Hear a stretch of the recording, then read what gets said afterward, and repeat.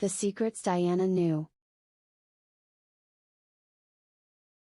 The huge secret that Princess Diana knew. An excerpt from David Icke's book The Biggest Secret. This is only a fractional part of a very long document about the parasitic murdering reptiles known as the Royal Family of England and what Princess Diana discovered about them. Some people may find this totally unbelievable and shocking. There have also been questions about whether Diana is even buried on the island. In the summer of 1998, the Star magazine in the United States quoted an unnamed senior source at Buckingham Palace as saying she was secretly cremated, and according to a report in the Los Angeles Times, some people in the village of Great Brington also don't believe she is buried on the island. I know these reports are true from my own sources. One resident quoted by the LA Times said that the night her coffin was taken to Althorpe for burial, the village had been invaded by the army, police and special forces units, and all the villagers were hustled into their homes. She said that the crematorium at the church was working late into the night.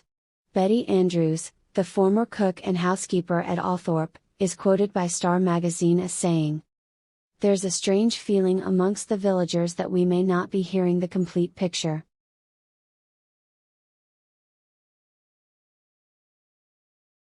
While researching this book, I was introduced to Christine Fitzgerald, a brilliant and gifted healer, who was a close friend and confidant of Diana for 9 years. Because of Christine's understanding of the esoteric, Diana was able to talk to her about matters she would not dare to share with anyone else for fear of being dubbed crazy. It is clear that Diana knew about the true nature of the royal family's genetic history and the reptilian control.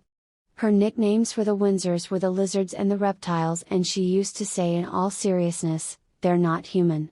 There is a very good reason for Diana using this description of the Windsors.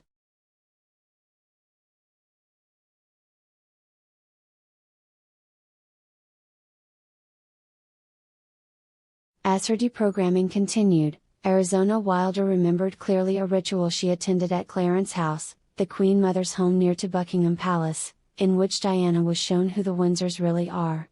It took place in the first 7 days of July 1981, just before Diana and Charles were married on the 29th.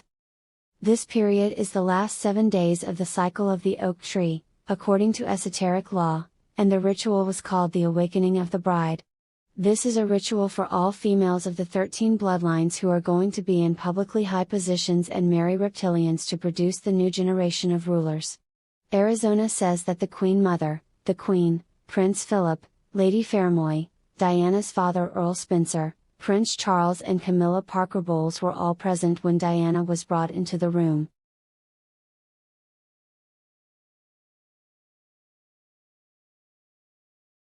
She was wearing a white gown and a drug had been administered by Lady Fairmoy. Diana was told that she should consider her union with Prince Charles as only a means to produce heirs and nothing else. Camilla Parker Bowles was his consort, not her. Arizona says that Prince Philip and the Queen Mother then shape-shifted into reptiles to show Diana who they really were. Diana was terrified, but quiet, she said. Diana was told that if she ever revealed the truth about them, she would be killed. Remember the guy I mentioned who had a call from Diana in the March before she died asking for his advice on how to reveal information about the royals that would shake the world?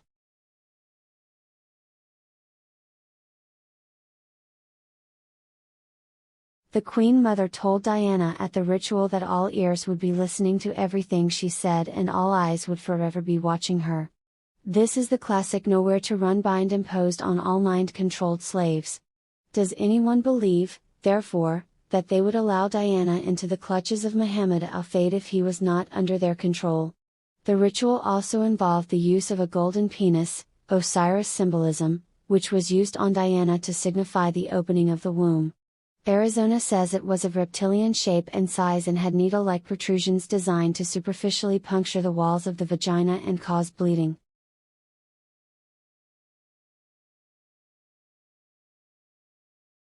Diana was told that after this ritual, she would never be honored again by attending their rituals and she was not to ask questions about them.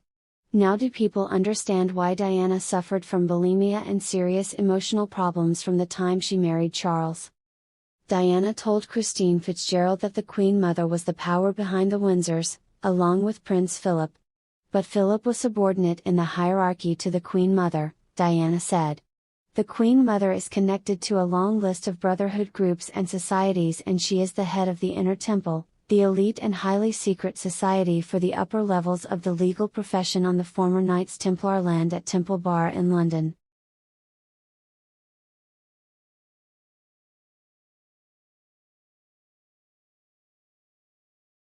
It was the Queen Mother and her close friend, Diana's grandmother, Ruth Lady Fermoy, who manipulated Diana into the marriage with Prince Charles.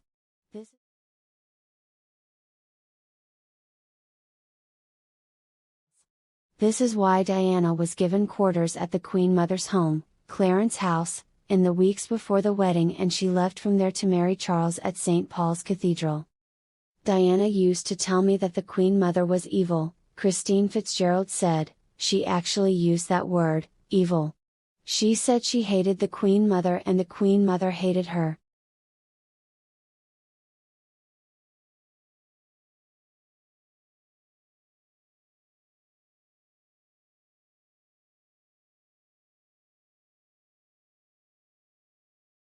Most people in Britain will be astonished to read this because the Queen Mother's propaganda has turned her into the nation's favorite grandmother.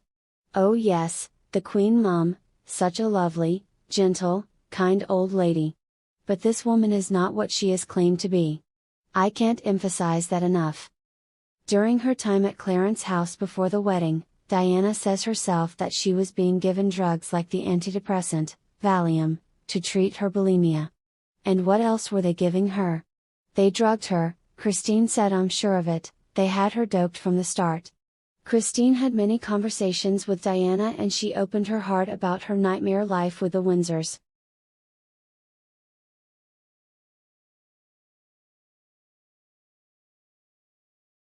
But Christine's contacts through her work have given her access to other sources with inside knowledge of the British royal family, too. This was the first time Christine Fitzgerald had talked publicly about her experiences with Diana and what she knows of the reptilian agenda. She told me. The Queen Mother. Now that's a serious piece of wizardry. The Queen Mother is a lot older than people think. To be honest, the royal family hasn't died for a long time, they have just metamorphosed. It's sort of cloning, but in a different way. They take pieces of flesh and rebuild the body from one little bit. Because it's lizard, because it's cold-blooded, it's much easier for them to do Frankenstein-esque than it is for us. The different bodies are just different electrical vibrations, and they have got that secret. They've got the secret of the microcurrents. It's so micro, so specific, these radio waves that actually create the bodies.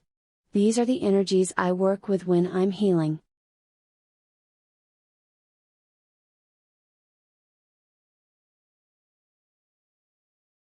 They know the vibration of life, and because they are cold-blooded, they are reptiles, they have no wish to make the earth the perfect harmony it could be, or to heal the earth from the damage that's been done. The earth's been attacked for eons by different extraterrestrials. It's been like a football for so long. This place was a bus stop for many different aliens. All these aliens, they could cope with everything, including the noxious gases. They're landing all the time and coming up from the bowels of the earth. They looked like reptiles originally, but they look like us when they get out now through the electrical vibration, that life key I talked about. They can manifest how they want to. All the real knowledge has been taken out and shredded and put back in another way. The Queen Mother is chief toad of this part of Europe, and they have people like her in each continent. Most people, the hangers-on, don't know, about the reptiles. They are just in awe of these people because they are so powerful.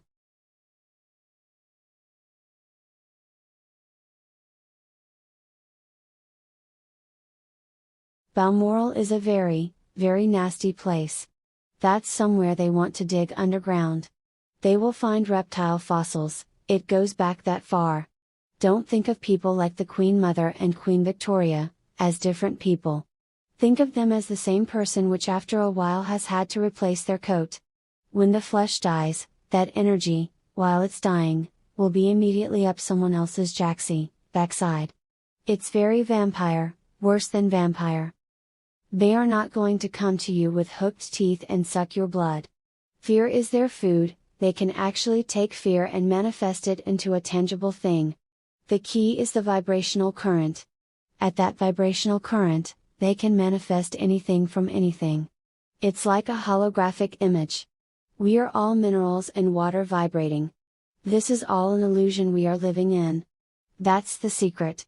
You know, when the monarchy's fallen, it's not the end of it. They will manifest in another form.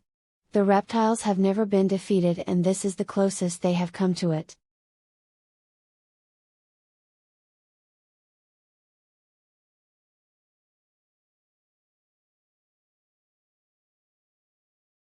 The reason they are so threatened today is because the earth is in such trouble and the mental power of people is returning.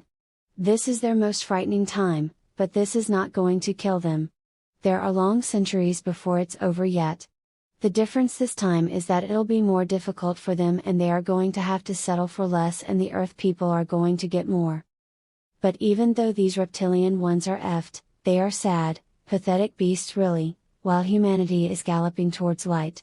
They're just pathetic lumps of nastiness who aren't going to win.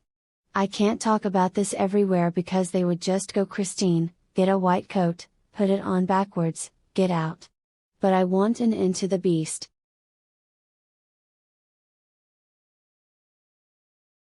I was astonished to hear someone else talking about these subjects, which I knew from my own research to be true. She was not aware when she told me this of my own research into reptilians. Christine Fitzgerald, thanks to her insider contacts and her knowledge of metaphysics, had been able to grasp the biggest secret, that reptiles on another dimension are controlling the world by working through physical bodies which look human. And also that the Windsors are one of these reptilian bloodlines.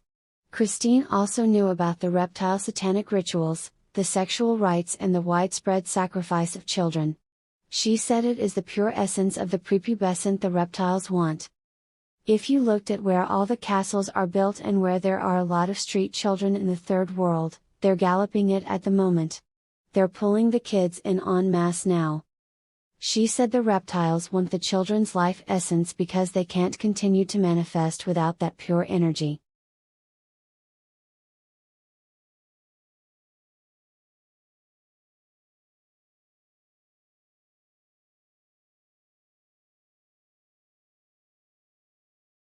The contaminated essence of us adults is not worth anything to them, she said.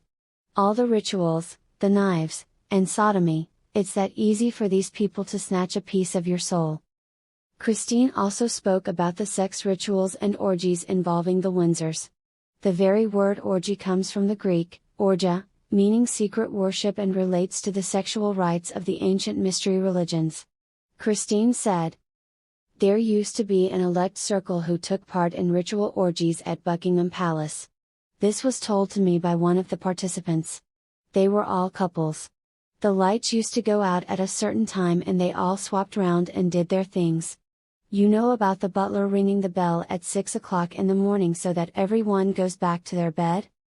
These people are nasty pieces of work, sweetheart, these people are nasty.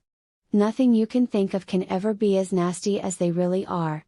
Diana used to say that if the world knew what they were really like, they wouldn't want them, but I knew that.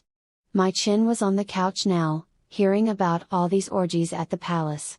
Just the laugh that these serious people who are going on like butter wouldn't melt up their jacksie, and they are carrying on like that. But the sex thing is a big part of their rituals because it's Kundalini energy, see, which is the core, our generator. The orgy stopped because one of the couples died and they had an odd number and they didn't want to bring in anyone else. So even that was ritual.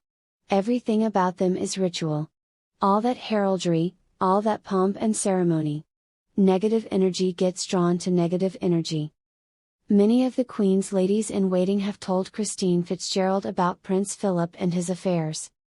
The royal family has got lots of black babies all over the world, she says. The recovered mind slave Bryce Taylor tells in her book, Thanks for the Memories, how she was forced to have sex with Philip and Charles. It is not without reason that the former British intelligence officer, Peter Wright, said in his controversial book, Spycatcher, that the palace had enjoyed several centuries of scandal burying.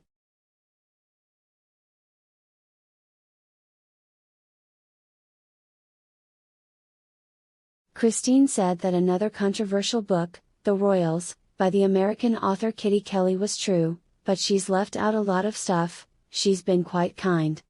She's not kidding, as you will soon appreciate. Christine told me about other members of the royal clan, including Prince Philip's uncle, Lord Mountbatten, another Satanist. She said, Lord Mountbatten was a big beast, too. It was him who effed up Charles and got him on the nasty road.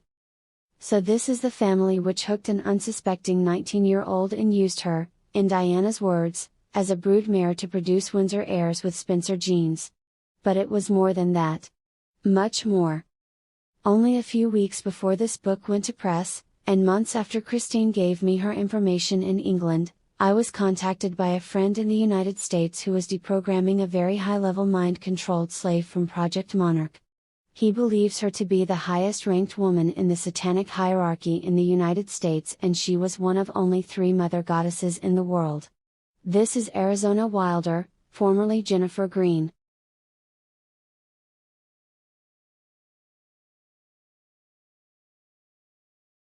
At the time, my friend and Arizona had no idea what Christine Fitzgerald had said. Arizona had been programmed and trained since childhood to become a mother goddess who conducted satanic rituals at the highest levels of the Brotherhood all over the world. She described to my friend the inside of many secret and underground facilities that he has personally seen. What she described was accurate every time. He also checked her story with other contacts, and the truth of her memories was continually confirmed. What she told my friend, and later told me on audio and videotape, supports the information supplied by other slaves and by Christine Fitzgerald about the Windsors in their true nature. Arizona said that she officiated at satanic rituals at Glamis Castle in Tayside, Scotland, the childhood home of the Queen Mother, who still owns the property, and also at Balmoral, the Queen's Scottish residence. The Brotherhood obsession with Scotland, she said, was because there are many entrances there into the inner earth where the physical reptilians live.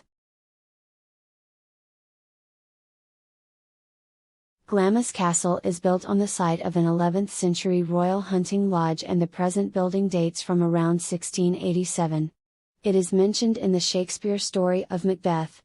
Arizona said that the Queen, Prince Philip, Prince Charles and Princess Anne are present at the rituals, and so is Charles' girlfriend, Camilla Parker Bowles. Doesn't it all now start to make sense? She said that during the sacrificial rituals the Queen wears a cloak of gold fabric inlaid with rubies and black onyx. The Queen and Charles have their own ritual goblets, inlaid with precious stones signifying their Illuminati Brotherhood rank. The Mother Goddess says that the Queen makes cruel remarks about lesser initiates, but is afraid of the man codenamed Pindar, the Marquis de Libo, who is higher than her in the satanic hierarchy. This also supports a claim made to me by another recovered slave who said she had seen the Queen physically beaten by someone above her in satanic rank. Pindar, apparently, bears a resemblance to Prince Charles, and Arizona says that Pindar is Charles' real father. She said that the sacrificial victims used in the rituals at Glamis Castle are mostly under 5 years of age, and the ceremonies are guarded by members of Scotland's Black Watch. She also confirmed that Lord Mountbatten was a pedophile and that the Windsors are reptilians in human form. Her interview with me was taped, as were the ones with Christine Fitzgerald, and copies are now at various addresses.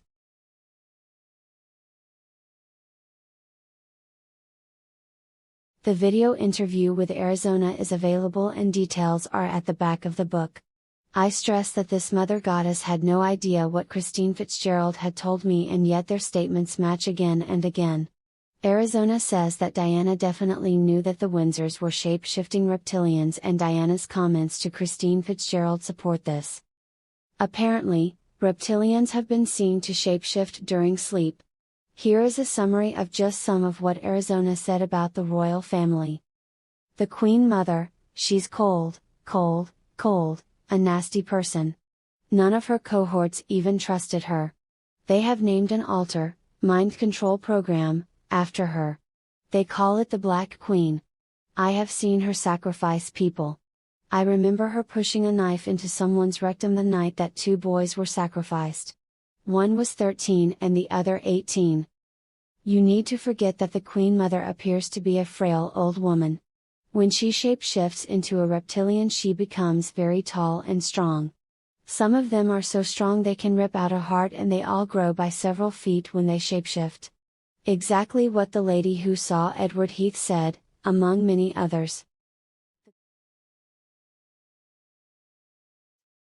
The Queen, I have seen her sacrifice people and eat their flesh and drink their blood. One time she got so excited with bloodlust that she didn't cut the victim's throat from left to right in the normal ritual, she just went crazy, stabbing and ripping at the flesh after she'd shapeshifted into a reptilian. When she shapeshifts, she has a long reptile face, almost like a beak, and she's an off-white color. The Queen Mother looks basically the same, but there are differences. This description fits many depictions of the gods and bird gods of ancient Egypt and elsewhere. She also has like bumps on her head and her eyes are very frightening. She's very aggressive.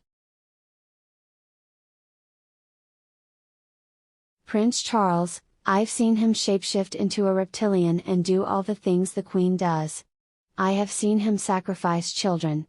There is a lot of rivalry between them for who gets to eat what part of the body and who gets to absorb the victim's last breath and steal their soul.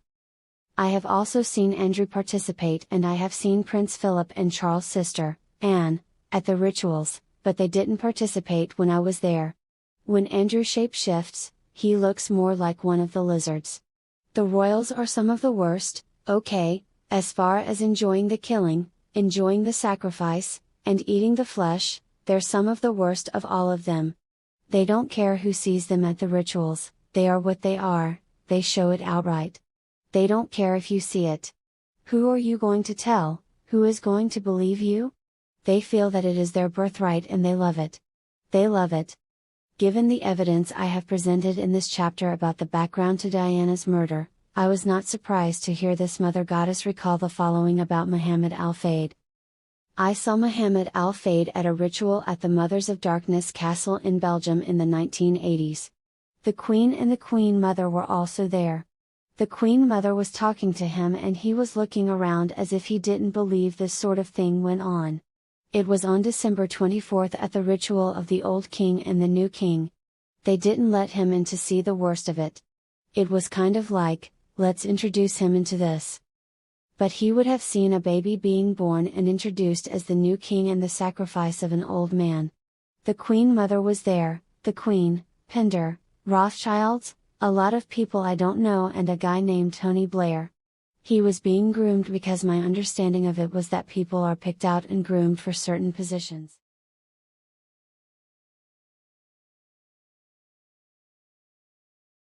And to be considered for those positions you have to accept the reality and the necessity and the sovereignty of the Illuminati, and that the reptilians run the show. Tony Blair's attitude was like, I belong here. Dottie Fade's father seemed bothered by it, but not Tony Blair. I remember seeing him talking to the royals about something.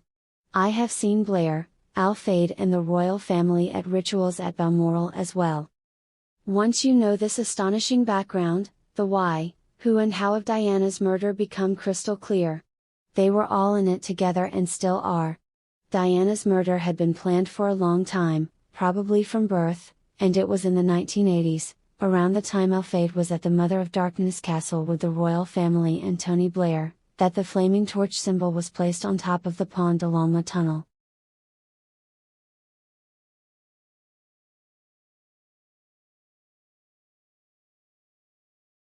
Arizona said that Diana was a product of the multiple personality disorder program, which she said would have started before she was 5. She said Diana was also 3 months pregnant when she died. Diana would probably not have known this, she said, because the techniques the Brotherhood use often mean that the women continue to menstruate for some months before they are officially confirmed to be pregnant. Arizona said that when she, herself, was artificially impregnated in a mind-controlled state with Pender's sperm, she menstruated for 3 months before she was told by a doctor that she was more than 3 months pregnant. It could have been Pinder's child and not Dottie Fade's, Arizona suggested. That is a really powerful sacrifice, she said, to sacrifice a pregnant woman. If Diana was, as appears highly likely, a product of the mind control program, those who plotted her murder could have ensured all that they required to play out the ritual to perfection. She would have accepted the invitation from Al Fade at the right time, fallen for Dottie Fade, agreed to go to Paris for the night, and so on. She could also have been, like Arizona, impregnated artificially and have no recollection of it. Arizona says that she knows that Diana was impregnated with Pinder's sperm in this way to conceive her son William, the blonde-haired, blue-eyed baby born on the summer solstice. And she is in no doubt that Diana was a multiple. As she said, the things that she did with her eyes, like the eye rolling, is very, very common in multiples. Sometimes she'd be very shy and then suddenly she's blossoming and she's really social. These are the different alters, programs, coming out: someone's shy, someone's not shy, someone's angry, someone's not angry. Then there was the weight gain and the weight loss. The bulimia and the cutting herself are all signs of a multiple. Some are told that if you feel bad about yourself or you remember something, cut yourself. To me it was real obvious with Diana. Someone with this stuff just doesn't announce to the world that something's wrong, they spend their lives trying to hide it. I was out grocery shopping, or I was out clothes shopping, I was taking a walk, whatever, but you weren't. The recovered mind slave Bryce Taylor confirms that Diana was a multiple in her book, Thanks for the Memories, and she says that William and Harry are also. I think Dottie was another, thus making it child's play to make he and Diana fall in love. The symbolism of Osiris, Isis, and Horus, in the Pont d'Alma tunnel that night was also confirmed by Arizona. Diana was Isis, Dottie Fade was Osiris, and the child was Horus. I don't think it symbolized the birth of a child so much as the birth of an age, the age of Horus, which begins by the year 2000. This means the New World Order, the age of Horus, the terrible child.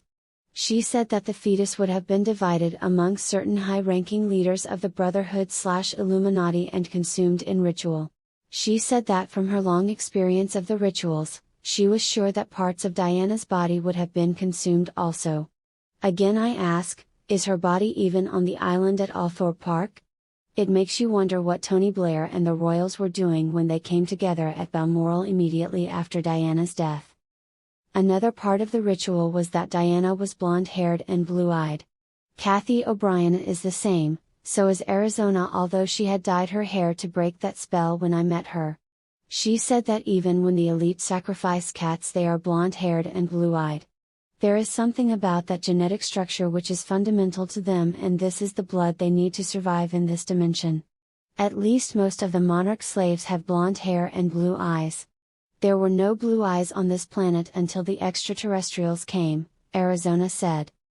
Diana told Christine Fitzgerald in 1989 that they were going to kill her. It sounded outlandish at the time, Christine said, because she had the boys and they were little, and I thought, no, they need her to bring the boys up.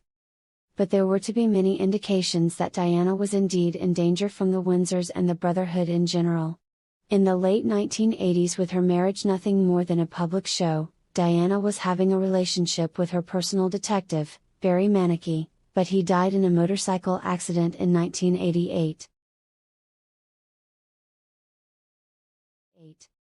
By 1990, with the Gulf War threatening, Diana was having a relationship with Captain James Hewitt. One day, about this time, she went rushing into Christine's healing center in London in a terrible state. Christine remembers. She was crying hysterically and I said, "What's the matter?" "You know it was dogs died stuff, bottom lip out, full sob." She came galloping through the door. I gave her rescue remedy, clutched her, hugged her, calmed her down, and said, "Now tell me what's going on." "I can't believe it, I can't believe it, they killed him, she sobbed. I said, "Who did they kill?" She told me about her affair with the detective, Barry Manicky, and how he was decapitated on a motorbike and how she thought it was a terrible accident. But now she knows the royal family killed him because Prince Charles' senior detective had just told her that if she didn't cool it with Hewitt, the same would happen to him. He told her she should not think that she was indispensable, either. Officially, Barry Manicky died in a road crash. How dangerous the roads seem to be if the royals don't like you. Christine said that Diana was very much in love with Manicky and she had visited his grave regularly. Diana had, apparently, been unaware of his death at the time until she was being driven with Prince Charles to the airport to fly to the Cannes Film Festival. He waited until she was about to get out of the car in front of waiting photographers and he said, "Oh, by the way, I got word from the protection unit yesterday that poor Barry Manicky was killed. Some sort of motorcycle accident. Terrible shame, isn't it?"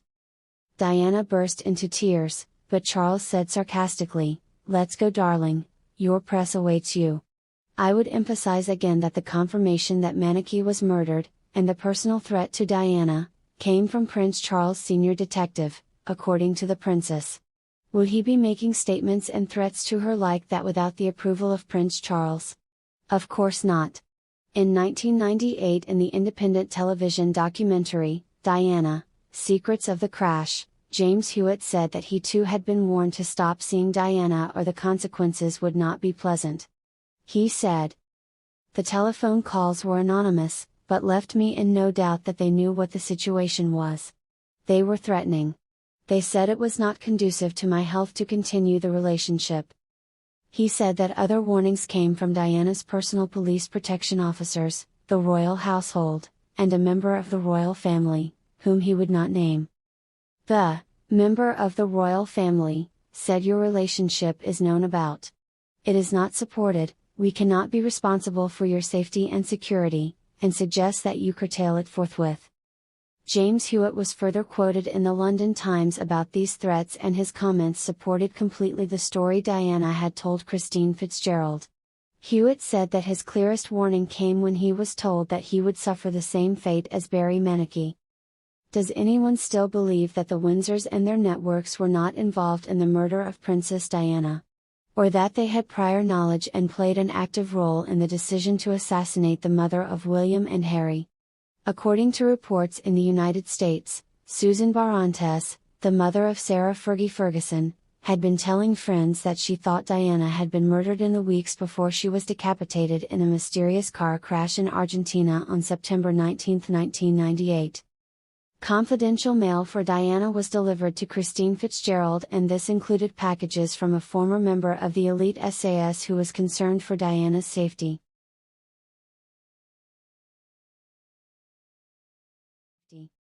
He was warning her of what was going on behind her back. Half of M16 were on Diana's side too, you know, Christine said. One day a client, who had involvement with the security agencies, saw some of these packages being delivered. Christine described what followed. She said, "I'm really worried for you, you don't know what you're getting involved in here. Diana's basically mad, she'll drop you in it, she will hang you out to dry, you'll end up dead. Your kids will end up dead, your cats, your business will be ruined." I couldn't believe how she was carrying on. She was so full of hate. Diana came in the next day and I gave her the mail. I said, "Not everyone who bows to you has your best interests at heart." I told her what happened and she went purple with rage. When she died, everybody came in and said, "They bumped her off, didn't they?" But that client was the only one who was outraged at the suggestion. I was checked out by M16, my phones were tapped, my house was burgled, the royal family kept a big check on me while I was dealing with Diana. Christine and her contacts have no doubt about what happened in Paris. She was bumped off, she was left to die at the roadside. Those responsible were above the elite of the army, she said. It was not the secret squirrels, British intelligence, she understands, it was above that. She said that Mohammed al-Fayed in his tortured little sense wants to be part of the reptilian power because he likes all that. Christine believes that Diana's romance with Dottie was engineered. She said, "Diana fell in love quite easily and he's a master of the smile. She was unfortunate in her love affairs because she rescued others in her own distress. So the men she went for were all emotional cripples because she was a healer, too. Most people who went with Diana used her, and I think Dottie did also. He would have used her for his ego, the contacts, and his dad. The royal family killed her for her light energy, especially when she was pregnant. I don't believe she was as badly injured as they say.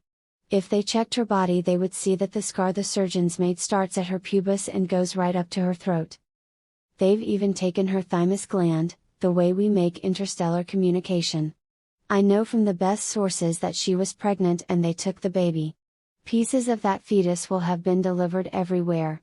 They can make babies from the cells. Parts of her body will have been used in their rituals as well. Diana was always having Kensington Palace swept for bugs, but they had Dottie bugged and they knew exactly what was going on. This was not the first time she thought she was pregnant, and this nearly happened before, but she wasn't pregnant. That was with Hewitt." Christine Fitzgerald shared the most intimate details of Diana's life and knew her in ways, and at levels, that very few others did. The incredible revelations of the Windsor's treatment of Diana over so many years, the threats made to her by Prince Charles' personal detective, the ritual sacrifices, and the confirmation that they were responsible for the murder of Barry Manicky, cannot be allowed to pass by. There must be a campaign to press the Windsors to face these matters and for Al Fade, Trevor Rees-Jones, Earl Spencer, and the others I have named, to answer the questions that have to be addressed. Power must be stripped from the Windsors, their royal dynasty dismantled, and their crimes against humanity publicly exposed. More than that, however, those in the political, security, and medical professions, who are also involved, must be equally exposed. The royal family, Earl Spencer, and the British Prime Minister, Tony Blair, have all dismissed claims that Diana was murdered and called for such suggestions to cease for the sake of the boys. The questions must not be allowed to be ignored, or another Brotherhood assassination will have been achieved while those responsible go free.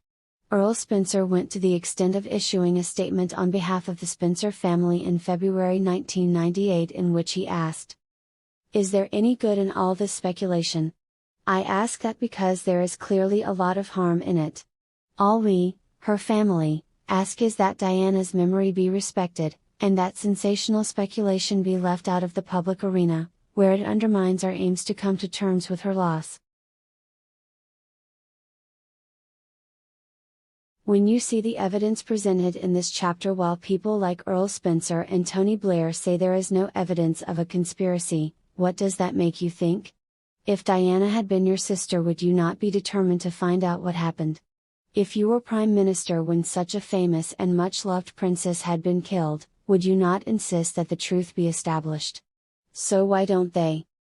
Diana's relationship with her brother was less than harmonious, to say the least. When you know the background, Earl Spencer's famous speech at her funeral can be seen as a diatribe of hypocrisy. So was his bitter condemnation of the media, in a statement after her death outside his home in Cape Town, a statement which, like Al Fade's, fueled the belief that the paparazzi were to blame for the crash.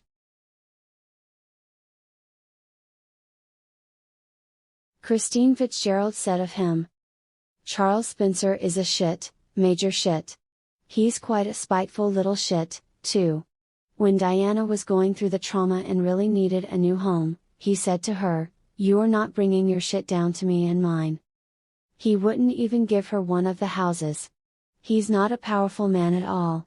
He knows he's sniffing around something dangerous and powerful, and so he's attracted to it. Satanism goes on the Spencer estate. Diana knew about it. Diana had a profound effect on millions of people, as we saw after her death, and they did not know the half of what she had to suffer after the Windsors sank their fangs. In many ways Diana was a mirror of Marilyn Monroe, used by the establishment and then cast aside and murdered. Marilyn had affairs with President Kennedy and, it seems, his brother, Bobby, and when she became dangerous and surplus to requirements, she was killed because of what she knew. In another of those remarkable examples of synchronicity, there are many coincidences that connect her life and Diana's. They were both born on the 1st of the month and died at the age of 36 in August. They both married on the 29th of the month to men 12 years older. Marilyn called herself the Queen of Diamonds and Diana the Queen of Hearts. And both were the subject of the Elton John song, Candle in the Wind, which he sang at Diana's funeral. Since Christine Fitzgerald first spoke to me, the threat to destroy her business has been implemented.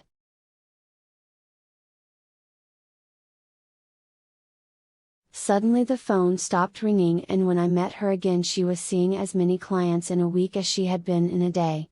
This is unexplainable when you consider she is one of Britain's most gifted and effective healers working in the centre of London. Unexplainable, that is, unless you know the story. But she told me she is determined the truth shall be known, whatever the authorities seek to do to her. I don't want a war, I just want an end to the bullshit, as she puts it. Looking back on Diana's life and their conversations together, she says, "Poor cow, she was in a house where no one gave a damn, and it's a terrible state of affairs. She was all alone in a nest of vipers. I used to just patch her up. She just found me and just came to me. I made her wait for a fortnight until I checked it out. They used to say that I was giving her anger therapy. I didn't. I used to just listen to her, take it all in, and thank Jesus Christ. But I didn't think they would kill her. I can't believe that this information is so close to home and yet they are still managing to keep it at bay. My room is the truth room and it's a real place of safety, and I don't judge anyone on their shit, and that's why I haven't spoken about any of this in the past. She was as screwed up as anyone, you know, and if you are going to tell the truth, you have to tell the whole truth. She wasn't crazy. She was mentally and physically abused, I feel, from a little girl. Her father was a nasty piece of work and her stepmother, Rain, too. The royal family were very afraid. She would have taken the public away from them, she would have taken the world from them gradually. They recognized her worth and fed off her in a psychic vampire way for a long time. All she wanted was to get married and have children, you know, bless her little heart. She wanted to live out what she had never had. The world would have come to rights with Diana because, as F up as she was a light being, and wherever she went she manifested love. It was amazing. The sad thing was that she didn't know she was doing that, and she needed proof of her worth, and she was looking in the wrong quarters for that. But when she tried to break away, we went out and did normal things. She did kung fu with my husband for 5 years. She wanted to be normal, to link arms and walk down the street. She knew where her heart lay. She really and truly did amazing things. Diana said she could not believe how cold the Windsors were, and the public had a graphic example of this in the days after her death. They stayed out of sight at Balmoral in Scotland while the people mourned Diana in their tens of millions with an unprecedented explosion of grief. Only pressure from the public through the media forced the Queen, kicking and screaming, to make a cold, emotionless and pathetic tribute to Diana on television the night before the funeral. Cold is a word constantly used about the Queen, Philip, and Charles, and that's the mental and emotional profile of the Brotherhood and its networks. Bill Cooper said that the initiates that he met in his work for U.S. naval intelligence had no conscience, no morals, no regrets, no feelings, no emotion. This is precisely the same character profile as the Windsors and, according to all the people I have met who have encountered them, the character profile of the reptilians of the lower fourth dimension. There is a reason for that, of course. The people have been hoodwinked for thousands of years. Hoodwinked about their history, hoodwinked about who they really are and the true nature of life. Hoodwinked about the true background and agenda of those they have allowed to rule them. How apt, therefore, that this word should also derive from Freemasonry. Dr. Albert Mackey, the 33rd degree Freemason and foremost Freemason historian of the 19th century, defined the term hoodwinked in his Encyclopedia of Freemasonry as a symbol of secrecy, silence and darkness, in which the mysteries of our art should be preserved from the unhallowed gaze of the profane. The human race has indeed been hoodwinked.